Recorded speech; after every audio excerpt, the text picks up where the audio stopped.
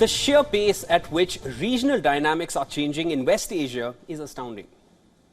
Ever since the China-brokered peace deal between Iran and Saudi Arabia came into effect, the whole region seems to be waking up to a new dawn and new geopolitical equations. In the latest, Iran has floated the idea of a naval alliance that will include Saudi Arabia, UAE, Bahrain, and Qatar. Now, surprisingly, Iran says India and Pakistan will also be part of the new arrangement. There's no comment on India yet.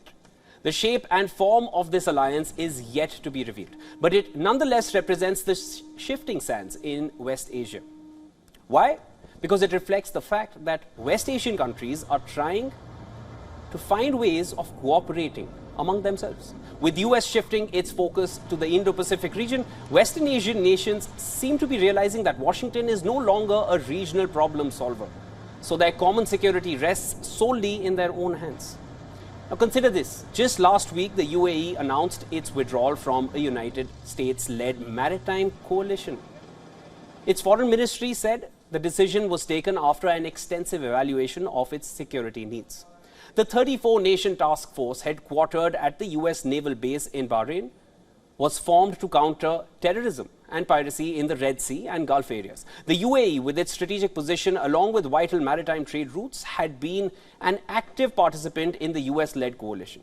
But days after the UAE said it is no longer part of the maritime coalition, Iran announced Abu Dhabi's participation in its own naval alliance. UAE has shifted sides. Earlier US, now it's with a Western Asian nation, Iran. Now this is significant considering that Iran was long projected as a regional threat by the US. But with Iran leading a naval alliance, it seems the West Asia region is not led by what US thinks anymore. Iran has been trying to mend relations with several Gulf nations following the Beijing-mediated deal with Saudi Arabia in March. Now, these efforts have already seen results. For instance, the return of Syria's Bashar al-Assad to the Arab League. Syria has returned after more than 10 years.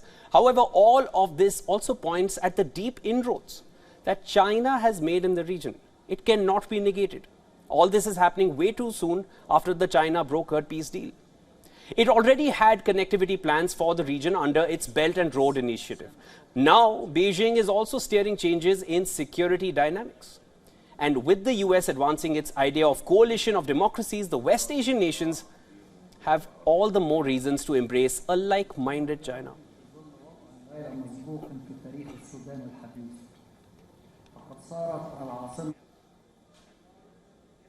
All right, for more on this, we are being joined by Colonel Rich Utson, who is a senior fellow at the Atlantic Council and the Jamestown Foundation. Pleasure to have you on the show, Rich. Good to be with you. Colonel Rich, do you feel this move by Iran, along with other Gulf states like the UAE, is a direct message to the US that these West Asian nations are now standing together and US is, in a way, not needed there anymore? Well, I think it's more of an indirect message. Let's take a look at the two data points we have. The first was the withdrawal, as you mentioned, of the UAE from the combined maritime force headquartered in Bahrain. So that is a group of 34, now 33 nations on a voluntary basis to do sort of joint patrolling for security in the Gulf and the surrounding regions.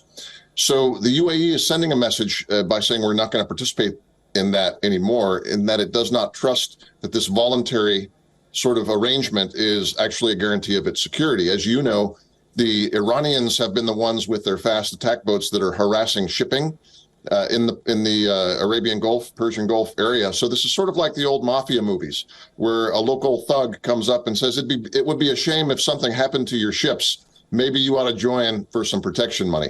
So I think there's a little bit of intimidation going on there.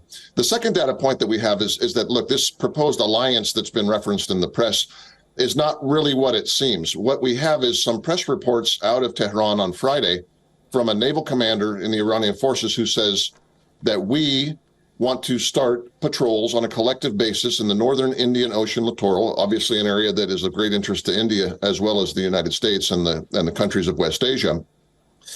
And then he said, we think that there's eagerness to participate in this by countries like, and then he named Saudi Arabia, UAE, Qatar, even Pakistan and India.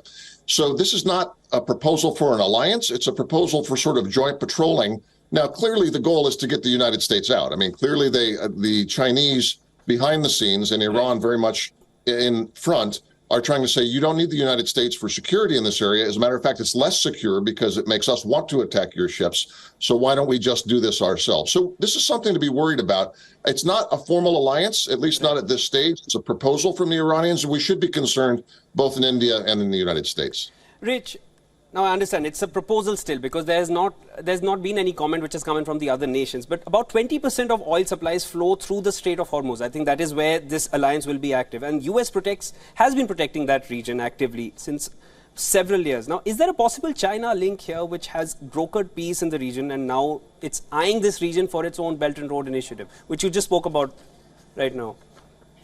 Certainly that is the case. As you saw and as you mentioned with their role in brokering sort of a rapprochement between Saudi Arabia and Iran, I think China's perspective really rests on two elements. First, they're a major oil importer, and they don't want any of these oil exporters, not Iran, not Saudi, not the Emirates, to be fighting one another. So they have a legitimate commercial interest, but also a geopolitical interest in making sure if these countries aren't all best friends, at least they're not fighting and disrupting the supply of oil. That has traditionally been a role that the United States carried out. In a multipolar world, we have a competition ongoing for who will be the security provider in this area. But the other thing is China also is growing subtly by being behind the scenes here. Iran is its cat's paw, so to speak.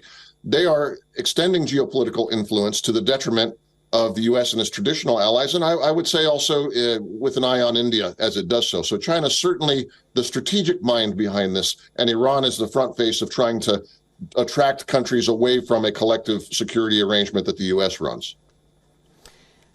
Thank you for joining in on the broadcast, Rich. Always a pleasure to have you here with us. That was Colonel Rich Utzon, who's a senior fellow at the Atlantic Council. Good to see you.